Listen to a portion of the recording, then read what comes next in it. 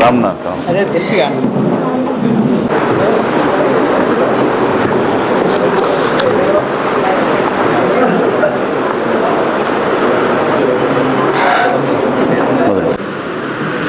మరి ఈరోజు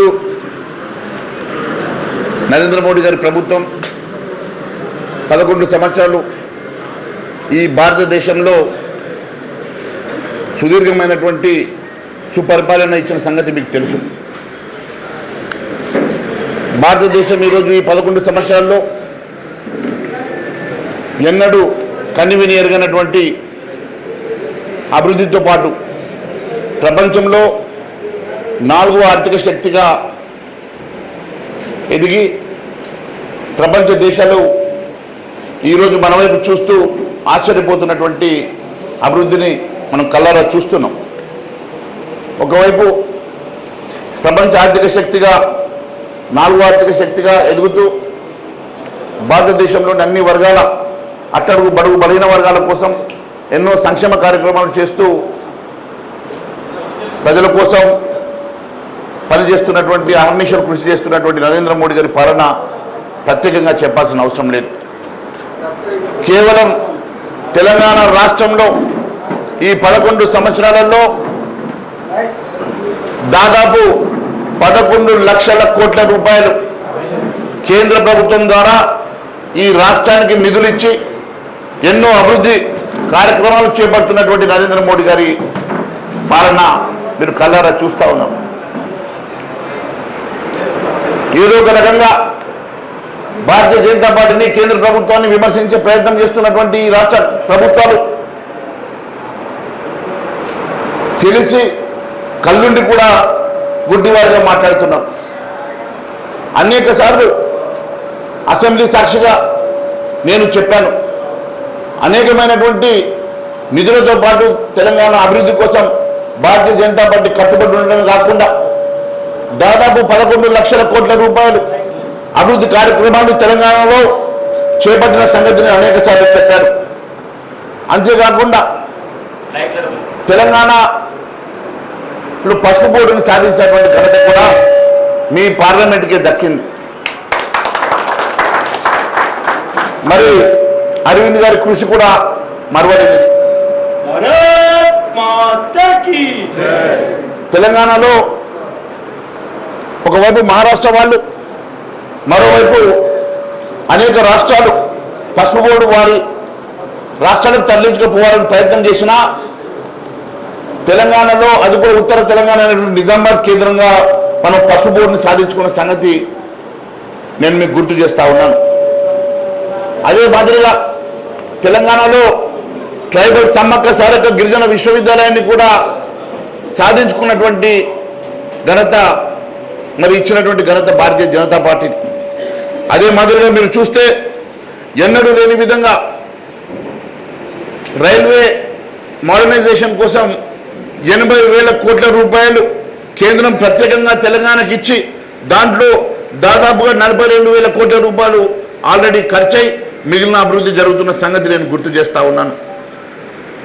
అమృత్ భారత్ స్టేషన్ల పథకంలో బేగంపేట్, వరంగల్, కరీంనగర్ లాంటి స్టేషన్లను ఇప్పటికే ప్రధాని నరేంద్ర మోడీ గారు మొదలుపెట్టినటువంటి సంగతి కూడా నేను గుర్తు చేస్తా ఉన్నాను. సికింద్రాబాద్, చెర్రపల్లి రైల్వే స్టేషన్ కానీ, తెలంగాణలో 40 స్టేషన్లు కానీ అమృత్ భారత్లో, అదే మాదిరిగా అభివృద్ధికి ప్రాధాన్యత ఇచ్చేటువంటి నరేంద్ర మోడీ గారు తెలంగాణ మీద ప్రత్యేక దృష్టి సారించిన సంగతి కూడా నేను గుర్తు చేస్తా ఉన్నాను. రోడ్ల విషయంలో మీరు చూస్తూ ఉన్నారు, గతంలో ఉన్నటువంటి రోడ్లు ఈ 11 సంవత్సరాల్లో ఏ రకంగా రోడ్లు ఈ రాష్ట్రంలో అభివృద్ధి చెందుతూ ఉన్నాయో మనం కళ్ళారా చూస్తూ ఉన్నాం. జాతీయ రహదారి ప్రాజెక్టులు అనేకంగా ఈ రాష్ట్రంలో ఇచ్చి భారతదేశంలో ఎన్నడూ లేని విధంగా, గతంలో ఎన్నడూ చూడని విధంగా మారుమూల ప్రాంతాలకు కూడా రోడ్ అభివృద్ధిని, కనెక్టివిటీని పెంచినటువంటి ఘనత ఈరోజు నరేంద్ర మోడీ గారి ప్రభుత్వం అని తెలియజేస్తా ఉన్నాను. కేంద్రం గత 11 సంవత్సరాల్లో 2,600 కిలోమీటర్ల జాతీయ రహదారిని నిర్మించి ఇది గతం కన్నా దాదాపుగా 2500 కిలోమీటర్ల పొడవు రెట్టింపు కంటే ఎక్కువ చేసినటువంటి సంగతి నేను ఒకసారి గుర్తు చేస్తూ ఉన్నాను. దాదాపు 1.25 లక్షల కోట్ల రూపాయలు దీనికోసం ఖర్చు చేసిన సంగతి కూడా నేను మీకు తెలియజేస్తూ ఉన్నాను. అదే మాదిరిగా అనేకమైనటువంటి ఆరోగ్య సంరక్షణ కోసం బీబీ నగర్లో ఎయిమ్స్ స్థాపించినటువంటి ఘనత కూడా గతంలో all India institute of medical sciences అంటే కేవలం ఢిల్లీలో ఉంటుండే. అలాంటిది all India institute of medical sciences భారతదేశానికే ఆనిముత్యమైనటువంటి ఎయిమ్స్ని మనం హైదరాబాద్ బీబీ నగర్లో నిర్మాణం చేసుకున్న సంగతి నేను ఒకసారి గుర్తు చేస్తూ ఉన్నాను. మరి అనేకమైనటువంటి కేంద్ర ప్రభుత్వం 6,332 కోట్ల వ్యయంతో రామగుండంలో ఎరువుల కర్మాగారాన్ని కూడా నిర్మాణం చేసుకున్న సంగతి కూడా నేను మీకు తెలియజేస్తూ ఉన్నాను. అంతేకాకుండా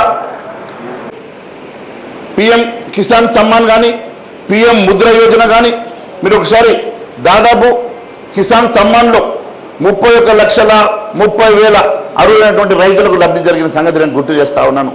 పిఎం ముద్ర యోజన కింద దాదాపుగా 72,000 కోట్ల రూపాయలు ఖర్చు పెట్టి రుణాలు మంజూరు చేసి దాదాపు ఇందులో ఇప్పటికీ 70,500 కోట్ల రూపాయలు నిధులు కూడా విడుదల చేసిన సంగతి నేను గుర్తు చేస్తూ ఉన్నాను. పిఎం జన్ధన్ యోజన కానివ్వండి, దానివల్ల దాదాపు 1,27,00,000 మంది లబ్ధిదారులు లబ్ధి పొందిన సంగతి కూడా నేను గుర్తు చేస్తూ ఉన్నాను. అంతేకాకుండా పిఎం స్వనిధి కానీ, పిఎం ఆవాస్ యోజన కానీ, పిఎం గ్రామ్ సడక్ యోజన కానీ, పిఎం జన్ ఆరోగ్య యోజన కానీ, నేషనల్ హైవేస్ కానీ, పిఎం ఉజ్వల యోజన కానీ, పిఎం గరీబ్ కళ్యాణ్ అన్న యోజన కానీ దాదాపు కోట్లాది మంది లబ్ధి పొందినటువంటి సంగతి నేను ఒకసారి మీకు గుర్తు చేస్తూ ఉన్నాను. అంతేకాదు MNREGSలో ఈరోజు అత్యధికంగా నిధులు కేటాయించి మరి MNREGS ద్వారా గ్రామీణ ప్రాంతంలో అభివృద్ధి కోసం పాటుపడుతున్న సంగతి కూడా నేను మీకు గుర్తు చేస్తూ ఉన్నాను. స్వచ్ఛ భారత్ కానివ్వండి, మరి అనేకమైనటువంటి కార్యక్రమాలు మరి ఈరోజు కేంద్ర ప్రభుత్వం చేస్తున్న సంగతి నేను గుర్తు చేస్తూ ఉన్నాను. అంతేకాకుండా 11 సంవత్సరాల్లో కేంద్ర ప్రభుత్వం చేసినటువంటి అనేక కార్యక్రమాలు మొన్ననే విడుదల చేసినటువంటి పుస్తకంలో చాలా స్పష్టంగా మనం తెలియజేయడం జరిగింది. నరేంద్ర మోడీ గారు ఒకవైపు భారతదేశంలో ఇన్ఫ్రాస్ట్రక్చర్ అభివృద్ధి కోసమే కాకుండా అట్టడుగు బడుగు బలహీన వర్గాల కోసం అభ్యున్నతి కోసమే కాకుండా దేశ అభివృద్ధి కోసం ఆర్థికంగా 4వ శక్తిగా దేశాన్ని రూపుదిద్దుతూ మరోవైపు ప్రపంచంలో ఈరోజు మొన్ననే మనం చూసాం, పాకిస్తాన్ ప్రేరేపిత ఉగ్రవాదులు మన దేశంలోకి వచ్చి దాదాపు 26 మంది నూచకోత కోస్తే వారికి ఏ రకంగా మనం బుద్ధి చెప్పామో చూస్తూ ఉన్నారు. గతంలో ఈరోజు సన్నాయి నొక్కులు నొక్కేటువంటి కాంగ్రెస్ నాయకులను అడుగుతూ ఉన్నా, ఇన్ని మాటలు మాట్లాడుతూ ఉన్నారు, ఇంకా 4 రోజులు యుద్ధం చేస్తే బాగుండంటావు కదా. మరి గతంలో ముంబైలో తాజ్లో ఉగ్రవాదులు వచ్చేసి దాదాపు 126 మందిని పొట్టన పెట్టుకుంటే ఆ రోజు గమ్మున కూర్చున్న నువ్వు ఈరోజు మాట్లాడుతూ ఉన్నావు. హైదరాబాద్ నాటిబొడ్డులో గోకుల్ చాట్లో ఉగ్రవాదులు దాడి చేస్తే గిమ్మున కూర్చున్నటువంటి నువ్వు, అంతేకాకుండా సెక్రటరియట్ ఎదురుగా లుంబిని పార్కులో ఉగ్రవాదులు దాడి చేస్తే కనీసం మాట కూడా మాట్లాడినటువంటి నువ్వు ఈరోజు నువ్వు మాట్లాడుతూ ఉన్నావు. ఈరోజు దేశం వైపు కన్నెత్తి చూస్తే, దేశ పౌరుల వైపు కన్నెత్తి చూస్తే మీ సంగతి చూస్తా అని చెప్పి పాకిస్తాన్ నడిబొడ్డులో ఉన్నటువంటి అన్ని ప్రాంతాల్లో పాకిస్తాన్లోకి ప్రేరేపిత ఉగ్రవాదుల స్థావరాల మీద మన సైనికులు దాడి చేసి ధ్వంసం చేసి మన సత్తా చూపిస్తే ఈరోజు ఏదో ఒక రకంగా ఏదో ఒక నెపంతో మాట్లాడుతున్నటువంటి మీరు ఈరోజు మీకు మాట్లాడే నైతిక హక్కు మీకు ఉన్నదా అని చెప్పి నేను ప్రశ్నిస్తున్నా. భారతదేశం మా భారతీయులపై కన్నెత్తి చూసినా మీ సంగతి చూస్తా అని చెప్పి నరేంద్ర మోడీ గారు ఏ రకంగానైతే వారికి బుద్ధి చెప్పి కేవలం 2 రోజుల్లో మోకాళ్ళ మీద నిలబెట్టి శరణాన్ని కోరుకునే స్థాయికి తీసుకొచ్చి వారిని భిక్షాందేయంటే వదిలేసినటువంటి నరేంద్ర మోడీ గారు గొప్పవారా, లేకుంటే సన్నాయి నొక్కులు నొక్కుతూ గతంలో మా మీద ఎన్నో దాడులు జరిగినా గిమ్మున కూర్చున్నటువంటి నువ్వు ఈరోజు మాట్లాడే అధికారం నీకు ఉన్నదా అని చెప్పేసి మీ కాంగ్రెస్ నాయకులు నేను ప్రశ్నిస్తా ఉన్నాను. కనీసం నెరవేర్చలేని స్థితిలో తప్పుడు వాగ్దానాలు చేసి ప్రజల్ని మోసం చేసి ఇచ్చిన గ్యారంటీలను ఇచ్చినటువంటి హామీలను నెరవేర్చినటువంటి ఈ ప్రభుత్వం ఏదో ఒక రకంగా వాళ్ళ మీద నుంచి దృష్టి మళ్లించుకోవడానికి తప్పుడు వాగ్దానాలు తప్పుడు మాటలు మాట్లాడుతున్నటువంటి ఈ ప్రభుత్వం నాయకులకు నేను హెచ్చరిస్తా ఉన్నాను. నిజంగా దమ్ము ధైర్యం ఉంటే ఈ 11 సంవత్సరాలు నరేంద్ర మోడీ గారు చేసినటువంటి అనేక కార్యక్రమాల అభివృద్ధి మీద మరి మీరు సంవత్సరంలో చేసినటువంటి అభివృద్ధి కానీ గత యూపీఏలో మీరు చేసినటువంటి అభివృద్ధి మీద చర్చకు సిద్ధమా అని చెప్పేసి ముఖ్యమంత్రి గారిని ప్రశ్నిస్తా ఉన్నాను.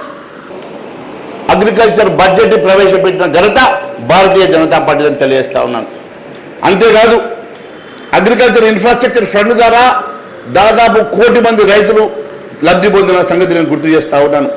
అంతేకాకుండా పిఎం కిసాన్ యోజన కింద 3,70,000 కోట్ల రూపాయలు విడుదల చేసే సంగతి నేను గుర్తు చేస్తూ ఉన్నాను. అంతేకాదు సాయిల్ హెల్త్ కార్డు ద్వారా దాదాపు 25 కోట్లు. అదే మాదిరిగా లోన్ లిమిట్లో కేసీసీ ఇంక్రీజ్ చేసి 5 లక్షలు 3 లక్షల నుంచి 5 లక్షలు పెంచిన సంగతి నేను గుర్తు చేస్తూ ఉన్నాను. పిఎం ఫసల్ బీమా యోజన కానీ అదే మాదిరిగా ధన్ ధాన్య యోజన కానీ అదే మాదిరిగా ఆయిల్ సీడ్స్ కోసం దాదాపు 1700% పెంచిన సంగతి కూడా నేను మీకు తెలియజేస్తూ ఉన్నాను. మరి ఈ రకంగా అన్ని రంగాలలో ఒక కిసాన్ కాదు పేదల కోసం ఇచ్చినట్టు కానీ మరి మధ్యతరగతి కుటుంబాలకు ఇచ్చినటువంటి అంశాలు కానీ అనేకమైనటువంటి అంశాలు దీంట్లో ఈ పుస్తకం ద్వారా మరి మనకు తెలియజేసే సంగతి. ఈ పుస్తకాలు కూడా మీ జిల్లాకు పంపిస్తాం. మీ జిల్లాలో ఉన్నటువంటి నాయకులందరూ కూడా ఇది ప్రజల్లోకి తీసుకెళ్లాల్సిన అవసరం ఉన్నదని కూడా నేను తెలియజేస్తా ఉన్నాను. అదే మాదిరిగా ఇప్పుడే ప్రెసిడెంట్ గారు చెప్పారు ట్రిపుల్ తలాక్ లాంటి అనేక ఇష్యూలు. మరి ధైర్యంగా భారతీయ జనతా పార్టీ చట్టాన్ని ప్రవేశపెట్టే సంగతి మీకు తెలుసు. 370 ఆర్టికల్ సంగతి మీరు కళ్ళగా చూశారు. ఎన్నో ధైర్యంగా ఈ దేశంలో ఒకే దేశం ఒకే చట్టం ఉండాలని ఒక సాంప్రదాయాన్ని తీసుకురావాలనే ఉద్దేశంతో భారతీయ జనతా పార్టీ ముందుకెళ్తున్న సంగతి మీకు తెలుసు. ఎట్టి పరిస్థితుల్లో రేపు రాబోయే రోజుల్లో ఖచ్చితంగా తెలంగాణ రాష్ట్రంలో డబుల్ ఇంజన్ సర్కార్, తెలంగాణ రాష్ట్రంలో భారతీయ జనతా పార్టీ కాషాయ జెండా ఎగురుతుంది. ఖచ్చితంగా దానికోసం అందరం సమాయత్తమవుతామని మరొకసారి తెలియజేసుకుంటూ భారత్ మాతాకి